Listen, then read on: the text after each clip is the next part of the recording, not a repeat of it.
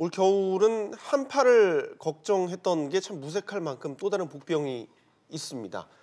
바로 이 사만3이라는 신조어까지 만든 미세먼지 때문이죠. 매일 아침 미세먼지 농도를 체크하고 환경에 대해 다시 한번 생각하게 되는 등 우리 삶은 과거와는 다른 모습으로 변화되고 있습니다. 네, 맑은 공기, 깨끗한 환경. 사실 이 문제는 당장 어떤 해결도 정답도 얻기 어려운 난제죠. 하지만 정답을 향한 접근을 정부가 어떻게 하고 있는지는 중요한 문제일 겁니다. 자, 그래서 신년 특집으로 이 문제를 조명래 환경부 장관을 직접 모시고 들어보는 시간 마련했습니다. 지금부터 함께해 주시죠. 장관님 어서 오세요. 안녕하십니까. 네, 안녕하세요. 장관님, 취임하신 100일 되셨죠? 예, 아직도 채 못했습니다. 가까이 타고 있습니다. 거의 이제 100일 돼 가시는 건데. 네. 어떻습니까? 이제 장관 취임하신 소회를 좀 듣고 싶은데요. 네. 그동안 상당히 바빴습니다. 유엔 그 기후변화 당사국 회의에도 참석했고, 네.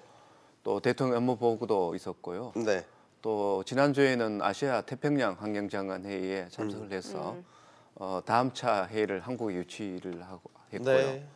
아시다시피 또 미세먼지라든가 네. 낙동강 물 문제라든가 지금 국민들이 걱정하는 환경 문제 해결을 위해서 어쨌든 불철주야 일하고 있습니다. 네, 알겠습니다. 사실 몇 년 전만 해도 환경 문제라고 하면 좀 거대한 담론이고 네. 좀 아직은 우리 이야기가 아닌 그런 난제 정도로 여겨졌는데 이제는 매일 아침 되면은 앱을 열어서 미세먼지 농도가 얼마나 되는지 체크하고 마스크를 챙겨 나갈 정도니까 자, 이제 미세먼지 서울 시민을 넘어서 전 국민의 고민거리가 됐는데 이 미세먼지의 심각성 환경부는 어느 정도 체감하고 또 얼마나 파악하고 계십니까? 미세먼지에 관련된 정책과 대책은 우리 환경부의 최우선 일종의 과제로 다루고 있습니다. 예. 네. 국민들의 관심이 워낙에 크기 때문에 국민들이 한 86%는 미세먼지에 대한 걱정을 지금 하고 있습니다. 그렇죠. 근데 이제 우리 환경부 정책은 어쨌든 여러 분야에서 아주 입체적으로 추진을 하고는 있습니다. 작년 같은 경우에 국민들은 체감할지 모르겠습니다만 덕분에 미세먼지를 한 8% 줄였습니다. 줄였는데도 불구하고 여전히 아직도 국민들이 체감하는 미세먼지의 어떤 그런 수준이랄까 양은 아직도 충분하게 잡히지는 않고 있죠. 네. 또 매년 우리가 지금 주요한 정책을 매년 내놓고 있습니다. 올해도 지금 다음 달부터는 미세먼지 특별대책이 지금 특별법에 한 대책이 시행되면 이제는 수도권에만 적용되는 강제 시행이 이제는 지방으로 확산되고 공공에 한정해서 시행되던 것이 이제 민간까지 확산되는 이런 이제 새로운 계기가 이제 생기기 때문에 앞으로는 미세먼지 정책이 지금보다 훨씬 더 강도 높게 아마 추진될 것으로 예상을 하고 있습니다.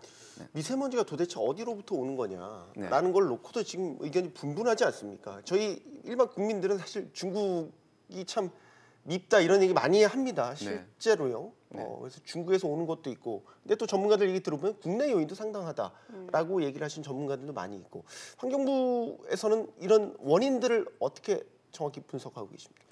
우리 미세먼지 그러면 이른바 이제 국외발하고 국내발 이 두 가지로 그렇죠. 이렇게 나눠서 크게 분류를 하는데 네.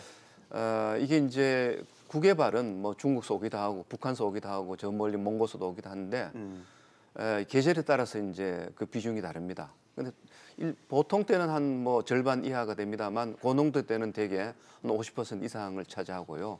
나머지는 이제 국내에서 주로 발생하는 이런 이제 그 성분으로 이제 분석이 되고 있는데 지난 1월 중순에 고농도 때는 최근에 우리가 분석을 해보니까 한 72%가 중국발이었고 한때 가장 많을 때는 한 80% 이상까지도 올라갔던 그런 적이 있었습니다. 네. 국의 역량 때문에 특히 중국 때문이라고 하면은 아무래도 외교적인 문제가 걸려 있다 보니까 관계부처 합동 대응이 굉장히 필요할 것 같은데 사실 중국의 태도 놓고 보면은 미세먼지를 대하는 자세가 우리 입장에서는 거슬릴 수밖에 없는 거 아니겠습니까? 지금 환경부에서는 어떤 식으로 접근을 하고 계십니까? 중국도 미세먼지가 심각합니다. 예. 또 중국 정부도 미세먼지를 잡기 위한 대책을 고강도 대책을 펴고 있고요. 따라서 그 중국은 중국 남대로 이제 노력을 하고 있는데 우리는 이제 그 피해자 입장에서 중국의 미세먼지 정책이 특히 한반도를 유입하는 이런 미세먼지에 대한 뚜렷한 정책이 이제 없다 보니까 우리 국민들 입장에서 본다면 많은 이제 불만이 이제 제기되고 있는데요. 사실 최근에 이제 한중의 여러 가지 접촉에서는 미세먼지가 두 나라 공통의 문제라는 것은 인식을 지금 하게 된 것 같고 네. 또 그를 위한 여러 가지 기초연구 사업이라든가 저감을 위한 여러 가지 어떤 그런 대책들을 두 나라의 합의하에서 추진은 하고는 있습니다. 네. 하긴 하고 있는데 가장 중요한 것은 중국의 미세먼지 발생량 자체가 워낙에 많습니다. 그러니까요. 많고 우리나라로 친다면 이를테면 20년 전의 어떤 그런 경제 발전 상황이다 보니까 미세먼지 발생 총량이 많고 고강도 저감 조치를 취한다 하더라도 이게 이제 기상 조건이 이제 개입되게 된다면 고농도로 거기 추적돼 있던 것이 예컨대 이제 뭐 그 북경이라든가 이 서해안에 고기압대가 형성되게 된다면 그게 편서봉을 타고 또 우리 이 국내로 들어오는 이런 이제 상황이 되다 보니까 네. 우리로서는 피해를 많이 겪고 있습니다만 중국도 사실은 자기 나라 미세먼지 저감을 하는데 급급하다 보니까 아직도 우리나라까지 배려하지 못하는 이런 문제가 있는 것 같습니다. 네. 일단 중국 문제는 차치하고요. 시각을 좀 우리 안으로 국내로 좀 돌려보죠. 지금 국내에서 그런 미세먼지 발생하게 만드는 원인을 짚어보자면 뭐 대표적으로 지목되는 게 노후화된 경유차 예. 뭐 이런 얘기 많이 하지 않습니까? 앞서 이제 앞으로 강도 높은 이제 대책들이 더 시행이 될 것이다라고 말씀하셨으니까 이 경유차 비중을 좀 줄이는 방안에 대해서 의견을 좀 듣고 싶습니다. 예, 지금 경유차는 수도권 같은 경우에는 미세먼지 발생원 중에서 으뜸에 가는 발생원이 됩니다. 한 네. 22%. 우리가 자동차를 포함한 도로 운송 부분까지 확장하게 된다면 수도권 미세먼지 발생량의 42%가 이른바 도로 운송 부분에서 나오고 그중에 가장 많은 부분이 이 경유차입니다. 네. 네. 경유차는 그 자동차에서 배출되는 미세먼지의 91%를 차지하고 있습니다. 따라서 경유차를 감축하는 것이 특히 수도권의 경우에는 미세먼지를 저감하는 데 굉장히 중요한 부분을 차지하고 있는데 예. 문제는 아직도 미세먼지 저감을 위한 경유차를 일시에 감축을 하거나 친환경시에 전환하는 것이 쉽지는 않습니다. 그렇죠. 전체 자동차 중에서 한 42%가 지금 경유차인데 네. 정부에서는 지금 감축 계획을 세우는 있습니다. 아마 다음 달 발표를 할 것 같은데 단계적으로 아마 줄여가야 될 것 같고요. 네. 특히 경차 같은 경우에는 소득이 낮은 분들이 사업용으로 많이 쓰고 있습니다. 그렇죠. 따라서 이게 미세먼지를 저감하기 위해서 경차를 일시에 감축하게 된다면 미세먼지는 잡을 수 있을지 모르겠습니다만 네. 이 생계형 그 경차를 중형. 운영하시는 분들한테는 네. 굉장히 어려움을 많이 이제 그 만들기 때문에 네. 우리가 두 가지 측면을 동시에 봐야 됩니다. 따라서 그분들이 스스로 그 경차를 줄이고 친환경차를 바꾸는 것을 우리가 보조해 가면서 경차를 줄여가는 이런 정책이 필요할 것 같습니다. 네. 그러면 좀 먼 이야기가 될 수도 있겠지만 단계적으로 줄여 나가신다고 하면 완전히 이제 경유차가 사라지게 되는 네. 시점이라고 해야 될까요?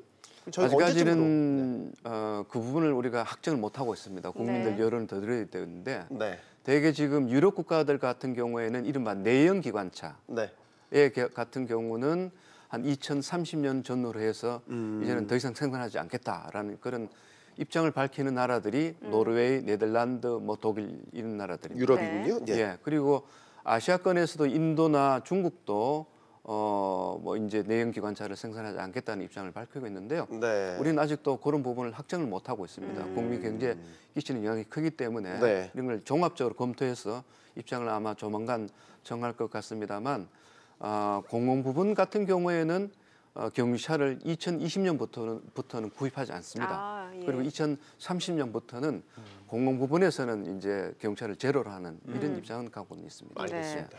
앞서서 그 경유차 감축에 대해서는 좀 단계적 접근이 필요하다라는 말씀을 주셨는데, 자 그렇다라고 하면은 뭔가 뭐 차량 등급을 세분화해서 접근하는 방법이 있을 것 같은데 지금 어떤 준비를 하고 계십니까? 예, 그렇습니다. 지금 특히 수도권에 진입하는 차들의 경우에는 등급을 우리가 다 매깁니다. 네. 물론 뭐 수도권뿐만 아니라 전국적으로도 매겨서 1등급부터 5등급까지 이렇게 매기는데 네. 특히 이제 5등급 차량은 대부분 이제 경차인데 네. 이 5등급에 해당하는 경차는 비상저감 조치가 시행이 되면 강제 시행이 이제 2월 15일부터 하게 됩니다. 네. 그러면 수도권 진입이 불가능합니다. 만약 진입을 하게 된다면 벌과금이 10만 원이 부과되는데 만약 5등급 차량의 진입을 막게 된다면 2부제 부담도 훨씬 더 효과가 큽니다.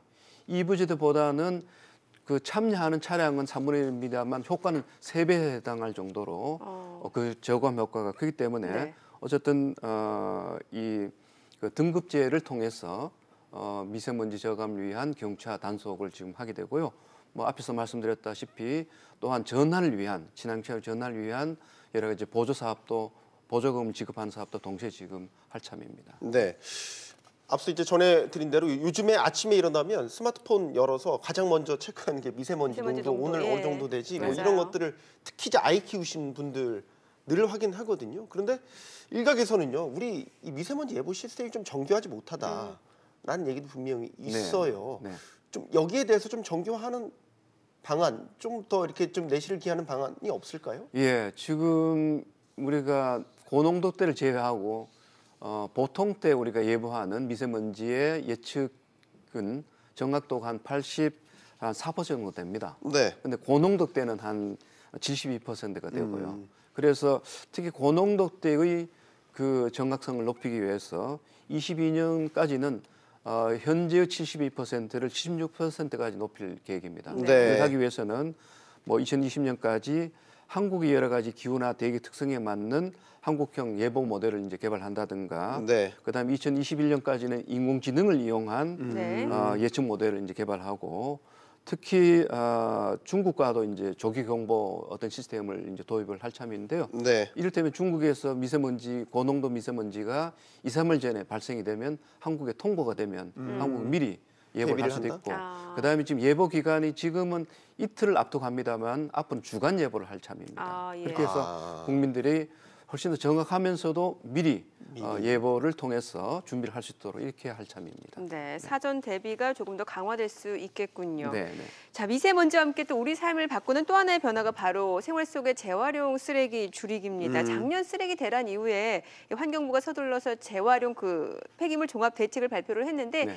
이 대책과 관련해서 얼마나 성과를 거뒀다라고 보시고 또 그리고 쓰레기 대란이 발생하지 않을 보관 마련은 어느 정도나 됐다라고 보십니까? 예, 뭐 작년에 이제 쓰레기 폐기물 이제 특히 이제 비닐이었습니다만 비닐 폐기물 수거 대란을 겪고 난 뒤에 환경부의 이 폐기물 정책은 올해 같은 경우는 그 대란 프리, 대란이 없도록 한다라는 네. 그런 이제 목표를 두고 폐기물 같은 경우에는 제품의 생산으로부터 수거, 폐기물의 수거, 재활용, 폐기 처분 전 과정을 우리가 보고 있습니다. 네. 전 과정의 모든 프로세스상의 일종의 지점들을 다 일일이 다 우리가 체크를 지금 하고 있는데요. 재활용 폐기물 종합 대책을 우리가 발표하면서 근본적으로는 이 폐기물의 그 생산량 자체를 줄이는 이른바 감량 정책을 우선을 하고 있고, 그다음에 재활용을 이제 우선을 하고 있습니다. 그렇게 해서 올 초부터 지금 대형 마트, 슈퍼마켓의 경우에는 비닐 봉투 사용이 이제 전면 금지가 되어 있고요. 그다음에 택배에서 사용하는 여러 가지 포장재도 가능하다면 줄이는 가이드라인을 만들어서 그렇죠. 자발적으로 지금 참여를 유도를 하고 있고요. 그다음에 포장재 같은 것도 제품 설계할 때부터 재활용이 될 수 있는 그런 것을 우리가 공고를 해서 등급을 지금 매기고 있습니다. 이렇게 해서 전반적으로 지금 프로세스를 관리하고 있고, 특히 앞으로 이제 그 폐기물 어떤 수거에 네. 대란을 우리가 걱정을 해서 공공이 적극적으로 개입해서 필요하다면 공공이 직접 수거하고 처리하는 이른바 공공 수거 시스템을 지금 강화시켜 놨고, 그다음에 우리가 15가지 어떤 그 지표를 만들어 가지고 시장에서 여러 가지 재활용품들의 네. 이 수거 실태를 봐서 이른바 경고 시스템을 우리가 도입했습니다. 여러 지표가 조금 빨간물이 들어오면 미리 사전적으로 우리가 이제 뭐 물량을 정부가 이제 매입을 하거나 혹은 처리하거나 혹은 가격 인하를 위해서 뭐 혹은 가격 인상을 위해서 간접적으로 개입을 하거나 이런 식으로 해서 폐기물 어떤 그런 그 대란을 막을 그런 준비를 하고 있습니다. 네. 네. 우리 국민들도 환경에 참 관심이 많다라고 최근에 이제 변화가 일어나고 있는 게, 사실 이런 환경부의 정책들이 일상생활 하는데 불편하거든요, 장관님. 네. 근데 또 최근에 보면 많은 변화들이 눈에 띄고 있습니다. 예를 들어서 카페 같은 네. 데서는 플라스틱 컵 사용 많이 줄었죠. 그렇죠. 예. 당장 저희 위에 종이컵으로 다 바뀌었어요. 네. 뭐 이런 변화들이 하나둘씩 일어나고 있어서 어떻게 평가하십니까? 이런 우리 국민들의 좀 자발적으로 동참하고 하는 이런 분위기에 대해서 예, 그 네. 특히 지금 보여주신 그 일회용 플라스틱 컵 네. 같은 경우에는 네. 사용량이 많이 줄고 있습니다. 네. 특히 작년에 우리가 중반에 집중 점검을 해보니까 그 조사를 한 그 이제 커피숍 같은 경우에는 네. 다회용 컵 그러니까 한 번 예. 사용하는 것이 여러 번 사용하는 컵의 사용을 하는 업체 수가 81% 이상이 됐고요. 그다음 일회용 컵 사용을 전혀 하지 않는 사업체 수가 60% 이상이 넘었습니다. 그만큼 국민들의 참여가 지금 많이 이루어지고 있습니다. 근데 약간 일종의 사각지대처럼 또 얘기가 되고 있는 게 배달 네. 배달 맞아요. 시장. 예. 배달 우리나라 이제 많이 시켜 드시니까 네. 사실 배달돼서 오는 음식들의 포장지는 다 일회용인 경우가 많이 네, 그렇죠. 대다수잖아요. 네, 네. 이런 부분들은 또 어떻게 정책적으로 보완을 또 하셔야 되지 않나? 예, 저 일회용품과 또 과대 포장 이 문제가 지금 남은 숙제인데요. 네. 일회용품 같은 경우에는 특히 이제 배달용 일회용품 같은 경우에는 일단 실태 조사를 정확히 해서 그 업체들이 자발적으로 줄일 수 있는 부분은 줄일 수 있도록 유도하고 네. 또 대체 가능한 어떤 그런 재료를 사용할 경우에는 그런 부분은 이제 대체를 우리가 유도를 하고요. 네. 그다음에 지난 1월달에 그 과대 포장 방지 대책을 이제 우리가 발표를 했는데 네. 전자 제품 같은 경우에는 특히 이제 포장재를 많이 씁니다. 따라서 그걸 줄일 수 있는 가이드라인을 만들어서 우리가 공고를 하고 있고 그다음에 택배 같은 경우에는 그 유통 포장재에 대해서 우리가 가이드를 만들어서 일종의 자발적 감축을 지금 유도를 하고 있습니다. 네. 예. 깨끗한 공기, 안전한 환경 굉장히 거대한 목표지만 간과할 수 없는 과제인 것 같습니다. 네. 재임 기간 동안 꼭 이 부분만큼은 이루고 싶다는 성과가 있다, 목표가 있다면 어떤 게 있는지 말씀을 해주시죠. 예, 원래 우리나라 헌법에 이른바 환경권이 도입된 지가 40년이 됩니다. 네. 우리 환경부는 국민들이 안전한 환경에 살 수 있는 그런 권리를 보장해주는 그런 정책을 펴야 됩니다. 따라서 저희들이 그 대통령 업무 보고할 때 국민들한테 4가지를 약속했습니다. 네. 첫 번째는 맑은 공기를 우리가 보장해주겠다. 그다음 두 번째는 또한 깨끗한 물을 공급해주겠다. 그다음에 요즘 이제 화학물질에 대한 노출이 많습니다. 그렇죠. 예. 가습기 살균제 같은 따라서 안전한 그런 환경적 안전한 망을 우리가 구축해주겠다. 그다음 마지막으로 이제 이 환경이라는 것이 비용이 아니라 편익이 네. 된다는 그런 측면에서 녹색 경제를 활성화시키겠다. 이 4가지를 약속을 했는데 이 약속을 꼭 지키도록 하겠습니다. 네. 불철주야 일해 주십시오. 네, 눈에 그렇게 띄는 하겠습니다. 미세먼지 네, 효과 대책 마련해 주시기를 간절히 네, 부탁드립니다. 그래 하도록 하겠습니다. 네. 조명래 환경부 장관이었습니다. 고맙습니다. 네, 잘 들었습니다. 감사합니다.